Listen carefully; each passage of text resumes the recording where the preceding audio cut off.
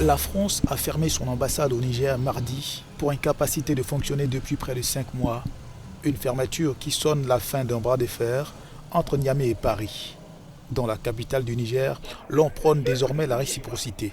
Nous sommes dans le cadre d'une relation bilatérale entre deux États, la France et le Niger. Si la France estime que ses intérêts n'existent plus au Niger et qu'elle décide de fermer ses frontières, je crois que la réciprocité voudrait que le Niger aussi de son côté crée les conditions de la fermeture de son ambassade. À partir de cet instant où nous nous sommes dit que désormais nous nous inscrivons dans une logique d'une indépendance totale, d'une indépendance comme son nom l'indique, il va falloir qu'on les sente dans les actions et dans les actes de tous les jours. Le bâtiment de l'ambassade désormais inoccupé, le M62 se félicite. Cette ambassade aurait dû être fermée depuis fort longtemps par nos autorités.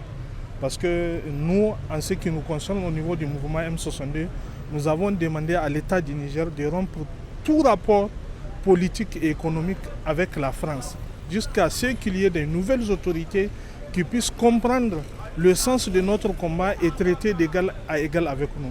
Et la société civile veut quant à elle aller plus loin dans les relations avec Paris.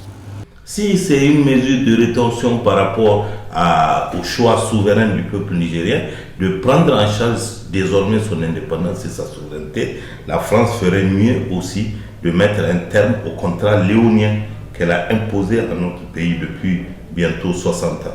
Ce serait quand même justice pour le peuple nigérien qu'en partant avec son ambassade, que la France parte aussi avec ses entreprises qui exploitent notre pays depuis fort longtemps. À ce jour, pour les Nigériens, le départ de la France est bon à prendre.